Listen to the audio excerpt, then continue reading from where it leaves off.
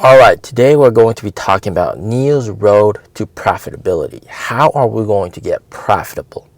By the way, I'm here out at Outlets. This is one of the very posh discount outdoor shopping malls, I guess. National holiday, it's very bustling. There's lots of people, and NIO has made the smart move of putting a show car in this area as well. Very nice. I want to see if I recognize the sales rep over here, maybe chat up a little bit and help out with some sales. Now, I don't know any of the sales reps here, but as you can tell, there's lots of people checking out the car. Very nice. Interest is very high. They got a very good spot. I mean, lots of people walking past. Very good.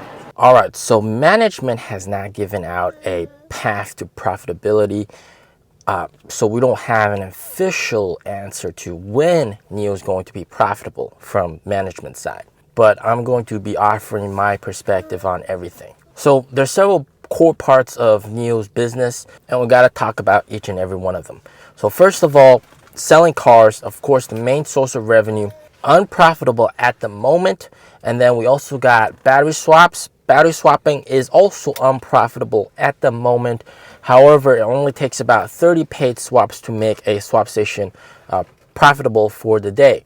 So the break-even point is about 30 swaps, 30 paid swaps. And then we got NIO's charging business, which is hugely profitable for NIO. NIO CEO also said on stage that it is also very profitable for them. They are also the #1 car company with the most chargers, all right? And 80% usage is by other brands.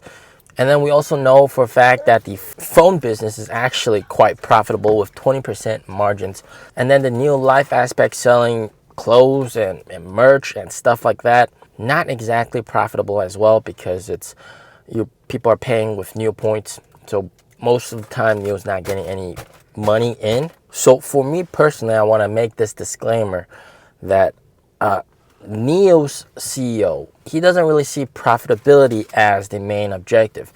Now, he stated in the past that maintaining a healthy margin is very important for the sustainability of the company.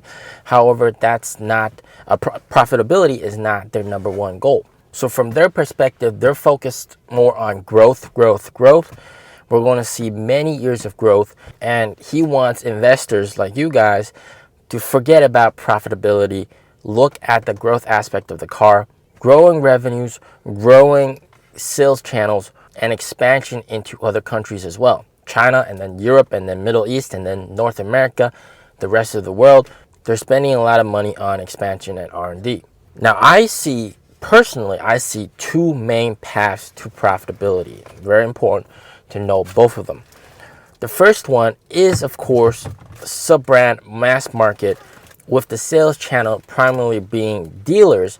So that really limits NIO's expenses. They don't have to put out stores. They don't have to pay salaries for those sales reps. And also mass market just means that they're going to sell a lot more. So with this, I think because the mass market brand is going to start deliveries in 2025, so probably for the year of 2026, that's when we're going to see some hints of profitability, especially coming in from the sub-brand side. That is path to profitability #1. Path to profitability #2 is something that's much more interesting. And I think this is the thing that people are overlooking a lot. So we got chargers already profitable. Swap stations, not exactly there yet, but you got to see what they're doing right now with swap stations.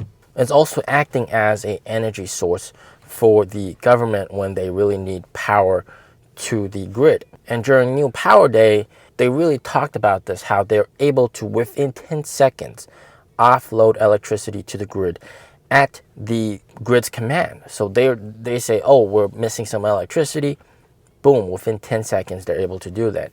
And they've already have a lot of swap stations that are doing this. So you're seeing mass deployment of swap stations. Part of that is, of course, to swap for the cars.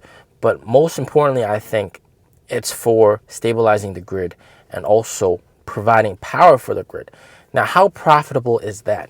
Well, what NIO is already doing is they're charging the batteries inside the swap station at night, mostly at night when the electricity fee is the cheapest. and not so much during the day. Now, the differences for electricity fee between night and day could range between 50 cents to $1 RMB per kilowatt hour. So at most, NIO could be earning the difference, and considering all the batteries in the battery swap station, it could equate to a pretty sizable amount. And you guys got to know that V2G chargers already exist, vehicle to grid. Basically, you can sell the electricity from your car back to the grid with those chargers, basically reverse charge. If you are able to charge at home for a cheap amount, then you can go offload that electricity onto the grid and earn some money, earn basically the difference. So NIO is doing that, but on a much bigger scale with their swap station, but then they're also incentivizing reverse swap, which you guys probably did not know existed. Basically, if I have a full battery, I can go to the swap station and swap into a almost empty battery. I get a little bit of NIO points. NIO, of course, gets the electricity in exchange for that, and they could also swap it onto other NIOs or sell that electricity to the grid. I think this is the biggest part of NIO's business that's going to help them become profitable. Energy storage and selling the difference. Electricity trading, in essence. Selling power back to the grid. So doing some rudimentary math, right now NIO has 1,900 swap stations. Gen 1 swap stations have 5 batteries, Gen 2 has 13, Gen 3 has 21, so we're just going to take a middle amount, 13, and then 13 batteries. Some of them are going to be 100 kilowatt hours, some of them are going to be 75. Let's just take the lower estimate, 75. Multiply that all together, you get about 1.8 million RMB per day. And that's just a ballpark estimate, all right? The actual value could be much higher, it could be lower, but that is quite a decent amount. So as they deploy more and more swap stations, this value is going to increase more and more. This is where I see the biggest profitability potential for NIO, because that is essentially just free money. You're buying electricity cheap, selling it high, buy low, sell high, buy low, sell high every day. Massive revenue potential. Whereas selling cars is just a lot more to it, all right?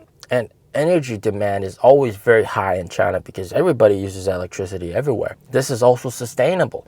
Whereas with cars, you might see good deliveries this month, but next month, other guys might cut prices and your deliveries suck, and then you don't get as much revenue as the previous month. All that kind of BS jazz.